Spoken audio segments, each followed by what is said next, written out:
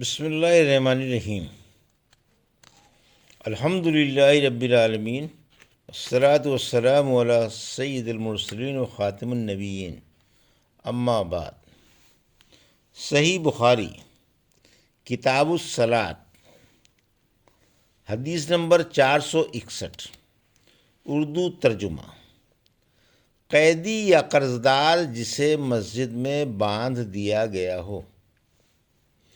ہم سے اسحاق بن ابراہیم نے بیان کیا، انہوں نے کہا ہم سے روح بن عبادہ اور محمد بن جعفر نے شعبے کے واسطے سے بیان کیا، انہوں نے محمد بن زیاد سے، انہوں نے حضرت ابو ہریرہ رضی اللہ عنہ سے، انہوں نے نبی کریم صلی اللہ علیہ وسلم سے، آپ نے فرمایا کہ گزشتہ رات ایک سرکش جن اچانک میرے پاس آیا، یا اسی طرح کی کوئی بات آپ نے فرمائی۔ وہ میری نماز میں خلل ڈالنا چاہتا تھا، لیکن خداوند تعالیٰ نے مجھے اس پر قابو دے دیا، اور میں نے سوچا کہ مسجد کے کسی ستون کے ساتھ اسے باندھ دوں تاکہ صبح کو تم سب بھی اسے دیکھو۔ پھر مجھے اپنے بھائی سلیمان کی یہ دعا یاد آ گئی جو سورہ سعد میں ہے، اے میرے رب، مجھے ایسا ملک عطا کرنا جو میرے بعد کسی کو حاصل نہ ہو۔ راوی حدیث روح نے بیان کیا کہ آن حضرت صلی اللہ علیہ وسلم نے اس شیطان کو ذلیل کر کے دھتکار دیا۔ حدیث نمبر 462، اردو ترجمہ۔ جب کوئی شخص اسلام لائے تو اس کو غسل کرانا اور قیدی کو مسجد میں باندھنا۔ قاضی شریح بن حارث کندی کوفہ کے قاضی رحمۃ اللہ علیہ قرض دار کے متعلق حکم دیا کرتے تھے کہ اسے مسجد کے ستون سے باندھ دیا جائے۔ ہم سے عبداللہ بن یوسف نے بیان کیا، انہوں نے کہا ہم سے لیث بن سعد نے بیان کیا، انہوں نے کہا مجھ سے سعید بن ابی سعید مقبری نے، انہوں نے حضرت ابو ہریرہ رضی اللہ عنہ سے سنا کہ رسول اللہ صلی اللہ علیہ وسلم نے کچھ سوار نجد کی طرف بھیجے جو تعداد میں 30 تھے۔ یہ لوگ بنو حنیفہ کے ایک شخص کو جس کا نام ثمامہ بن اسال تھا پکڑ کر لائے، انہوں نے اسے مسجد کے ایک ستون سے باندھ دیا۔ پھر رسول اللہ صلی اللہ علیہ وسلم تشریف لائے اور تیسرے روز ثمامہ کی نیک طبیعت دیکھ کر آپ نے فرمایا کہ ثمامہ کو چھوڑ دو۔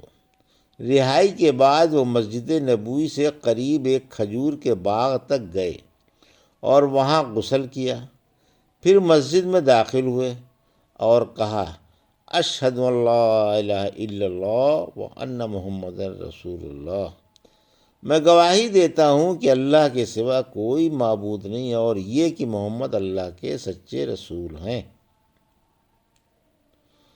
حدیث نمبر 463، مسجد میں مریضوں وغیرہ کے لیے خیمہ لگانا۔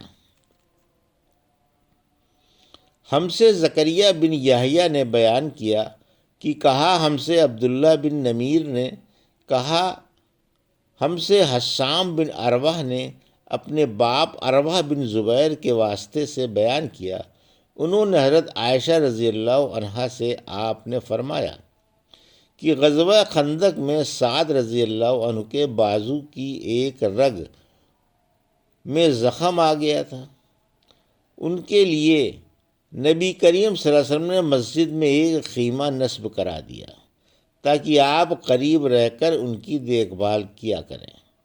مسجد ہی میں بنی غفار کے لوگوں کا بھی ایک خیمہ تھا۔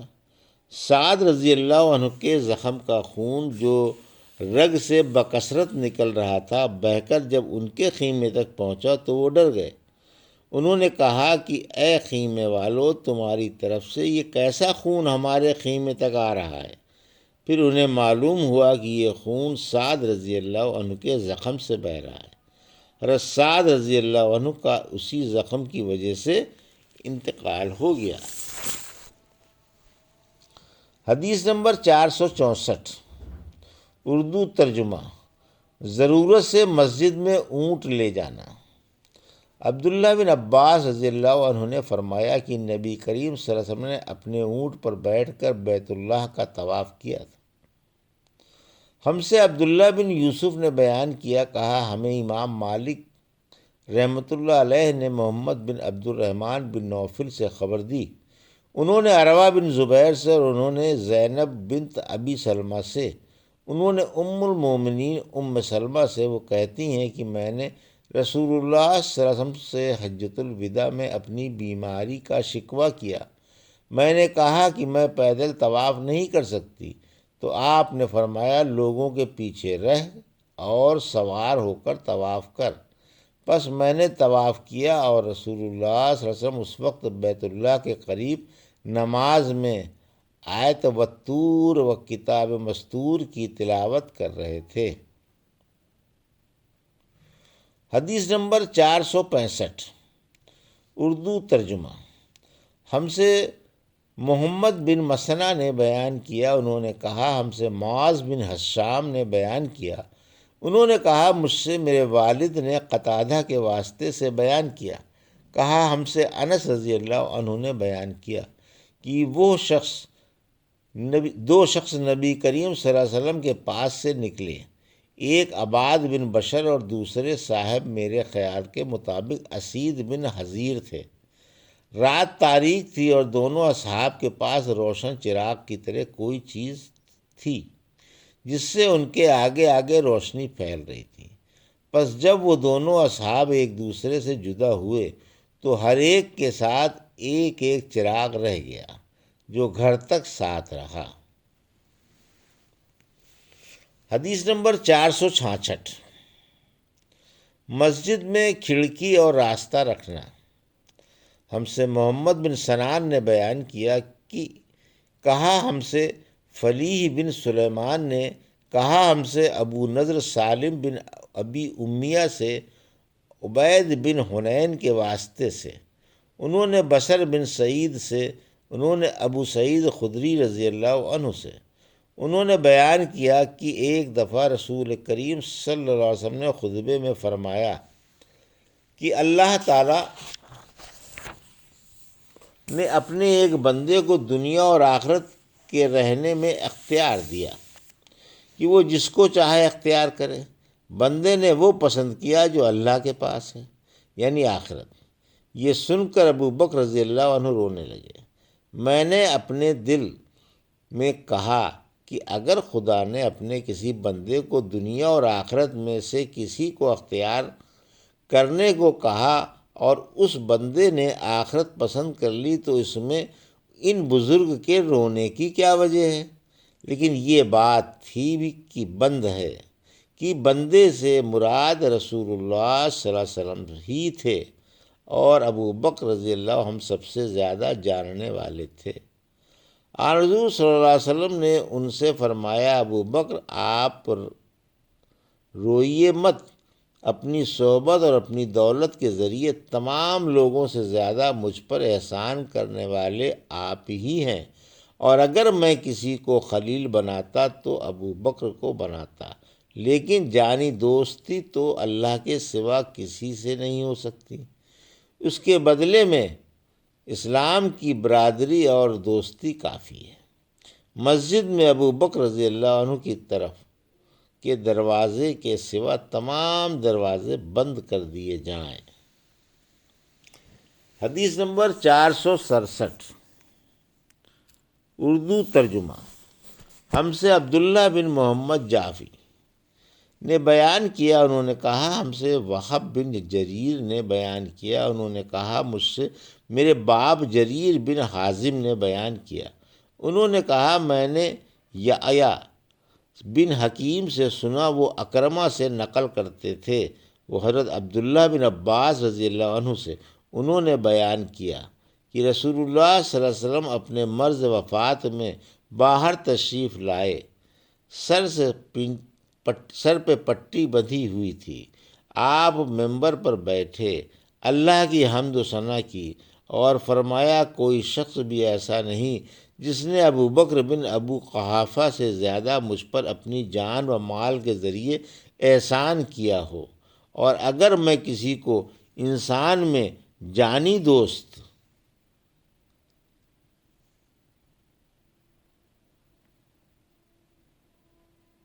بناتا تو ابو بکر رضی اللہ عنہ کو بناتا، لیکن اسلام کا تعلق افضل ہے۔ دیکھو ابو بکر کی کھڑکی چھوڑ کر اس مسجد کی تمام کھڑکیاں بند کر دی جائیں۔ حدیث نمبر 468، کعبے اور مساجد میں دروازے اور زنجیر رکھنا۔ ابو عبداللہ امام بخاری رحمۃ اللہ علیہ نے کہا، مجھ سے عبداللہ بن محمد مسندی نے کہا کہ ہم سے سفیان بن عینیہ نے عبد الملک ابن جری کے واسطے سے بیان کیا۔ انہوں نے کہا کہ مجھ سے ابن ابی ملیکہ نے کہا کہ اے عبد الملک، اگر تم ابن عباس رضی اللہ عنہ کے مساجد اور ان کے دروازوں کو دیکھتے۔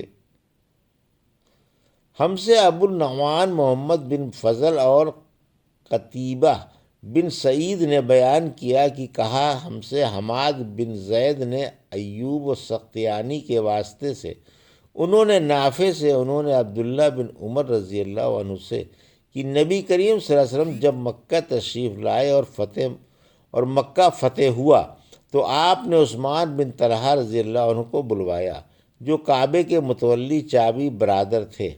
انہوں نے دروازہ کھولا تو نبی کریم صلی اللہ علیہ وسلم، بلال، اسامہ بن زید اور عثمان بن طلحہ چاروں اندر تشریف لے گئے۔ پھر دروازہ بند کر دیا گیا اور وہاں تھوڑی دیر تک ٹھہر کر باہر آئے۔ ابن عمر رضی اللہ عنہ نے فرمایا کہ میں نے جلدی سے آگے بڑھ کر بلال سے پوچھا کہ آن صلی اللہ علیہ وسلم نے کعبے کے اندر کیا کیا؟ انہوں نے بتایا کہ آن صلی اللہ علیہ وسلم نے اندر نماز پڑھی تھی۔ میں نے پوچھا کس جگہ؟ کہا دونوں ستونوں کے درمیان۔ عبداللہ بن عمر رضی اللہ عنہ نے فرمایا، یہ پوچھنا مجھے یاد نہ رہا کہ آپ نے کتنی رکعتیں پڑھی تھیں۔ یہ تھی صحیح بخاری باب کتاب الصلاۃ کی حدیث نمبر 461 سے 468 کا اردو ترجمہ، جو ابھی آپ نے سماعت فرمایا۔ اللہ سے دعا ہے کہ اللہ ہمیں ان حدیثوں کی صحیح سمجھ عطا فرما اور ان پر زندگی گزارنے کی توفیق عطا فرما، آمین یا رب العالمین۔